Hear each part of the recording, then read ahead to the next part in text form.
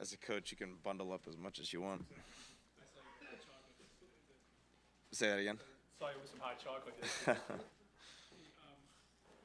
Coach said that he has full confidence that Dustin's going to kind of work his way through this. I'm Yeah. sure you feel the same way. Anything in particular you guys are working with him on this week? No, I mean, like I've said, we haven't had the results that we want with the kicks, and I think that he's just trying to work through it with going back and evaluating really his technique and why we're not getting the results we'd like to.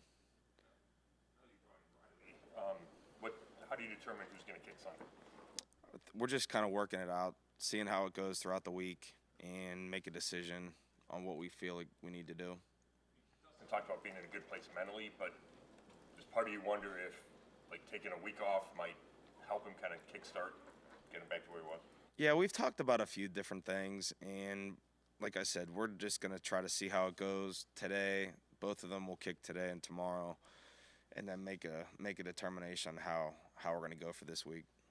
The fact that Riley was here last year, and I guess that I assume it's enticing to getting him back in here. Yeah, I think there's some familiarity with him. Ironically, we have a different snapper and holder from whenever he was here last year.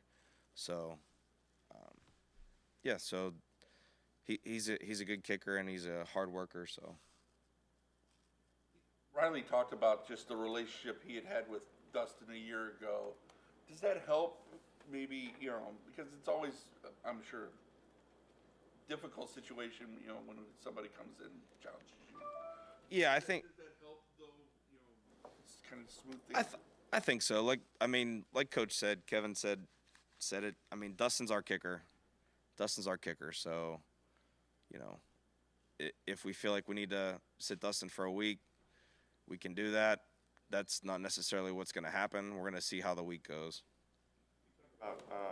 The release of Kadarius. Obviously, you don't have Kadarius or Jalen Darden here. Who do you expect to be returning punts for you guys? I mean, I would anticipate it's going to be James and Elijah are the two guys that we have available right now. What do you think about Bill going to Carolina? I know my son is going to be wherever Steve Belichick's coaching. So if Steve Belichick's the head coach at North Carolina at some point, my son will be going there. How old's your son? He turns 11 next week. It's not far away. Strong endorsement from Steve Belichick. Well, I feel like, Bill gave me my foundation in football. I learned so much as a player and as a coach. And there's no better place that I would want my son to go to school than to play and learn football under the Belichicks. College was possible for him. Did you have a sense that he might want to go back there? For Bill? Probably not. But honestly, after I had listened to his interview with McAfee and how he sees building that, that really he's seeing it like an organization to a degree because of how the college football operation is running right now. And after hearing him talk, I could understand why he's going back or why he's going to college, What about the NIL component of college now, and how you think you might handle that sort of stuff? Listen, Coach Belichick he's a freak at what he does. He's ridiculous, and Mike Lombardi will do a really good job too. Those guys work well together, and it'll be fun to watch. It'll be fun to watch. When you came to Belichick as a player, were you surprised how much interest he had in special teams? No, but I mean, he originally started as a special teams coach. He understands the impact that the kicking game has to set up your offense, to set up your defense, and ultimately, those plays, a lot of those plays impact the game because they're scoring plays. So no, and he always stressed, the importance of, and it reflected with, how we fielded our roster and the ways we would be able to get extra guys to the game to be able to contribute in the kicking game. Just for example, some things that stand out to me were we had Patrick Chung who could play nickel and safety, so we were able to bring another special teams body to the game because Pat could do both. So there's always ways that you're able to, manufacture the roster to be able to have an extra teams guy at the game. You wouldn't have played in the NFL if not for special teams, correct? Me? I would not have made a roster, no. I played a little bit of defense when I was here my first 2 years, but yeah. No, not at all. And I ultimately made it because I was a practice squad player my rookie year, and I did everything. I played offense, defense, and then in my third year they moved me to receiver. I played receiver for 2 years in New England. So. Bubba, Jimmy Haslam said that he's been kind of perplexed with how this season has gone. Is that a good definition or feeling about this season as a whole?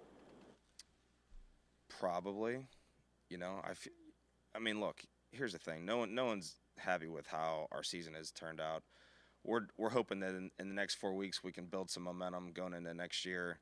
I will say this: our players are playing hard. The coaches are working hard to be able to try to gain some momentum, gain some traction heading into the off season. I think that obviously we haven't had the win results like we wanted. You go to the playoffs last year and you come back this year, and we've only had 3 wins to this point, and obviously it's disappointing. So, yeah. Go ahead. Sorry. What did you guys do so well on that long Jerome kick return? And I know you've been looking for that all year, that kind of burst. Yeah, I think, it was an emphasis post-bye week that we wanted to just put more time and effort into that. I think the guys are getting more comfortable with the blocking techniques. We did a good job securing some blocks on that. Jerome made a nice run. Hopefully we can have more production in the next 4 weeks. When you look at the Chiefs special teams units, what kind of stands out as areas for you guys to focus on? Dave Tobe's done a really nice job in his career. One of the best guys in the league. He's always specialized in the return game, so they do a good job in the return game. A bunch of guys have done it well. The kid that they played last week is a dynamic player. Remigio did a nice job. So we'll look to play good leverage versus him and tackle well. Chance, don't know yet, but Butker could be back for them. How much does that change the dynamics of their field goal? What they can do. Yeah, he's a super talented kicker. Very, very talented kicker. Very accurate. Has distance and range. He has a stronger leg than Matthew Wright, who's also an accurate kicker. Just can't hit for as far of distances as Butker can. So I think that'd probably be the biggest impact that it would have relative to the field goal distance and range that they would have in a game.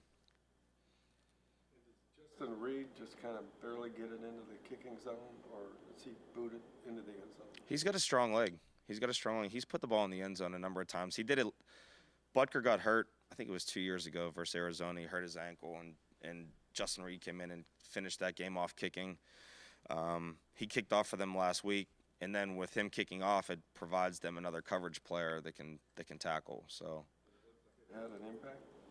I'm sorry? Did it look on their kickoffs like it made an impact? Yeah, I think I thought he did a good job. Yeah.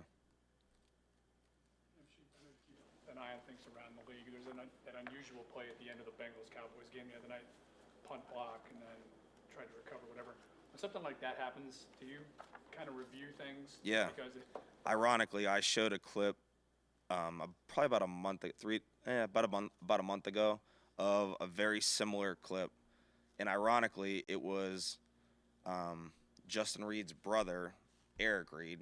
So we were playing in San Francisco, 2013. We're playing at home versus Carolina, and he was playing wing. And a similar thing happened where he gave up a block. The ball travels across the line of scrimmage. Carolina's guy touched the ball, and then Eric Reed recovered the ball, and now we had the ball 1st and 10.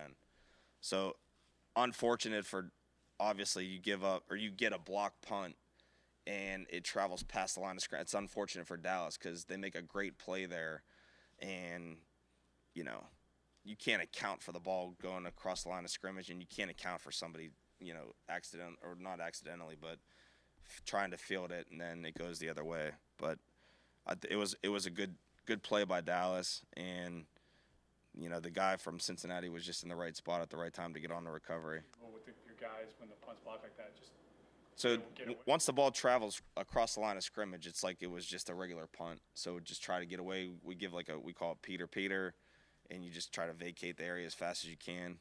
Whoever's in the area and sees the ball, normally if it's a short ball and the returner sees the ball being short, we tell our guys to attack the ball and give a visual so that everyone around the area can see to get away. But that ball didn't travel too far down the field, so it was tough. But in that case, we're just telling our guys, it's like once the ball crossed the line of scrimmage, it's like it was not blocked at all. So Growing up? I do remember the Leon let. They blocked the field goal, right, and he goes to get on it. And wasn't that a Thanksgiving Day game, and they had the roof open and it snowed, right? Yeah. I do remember that, yeah. Your Kozar was on the Dallas team. Oh, is that right? Cool. All right, thanks.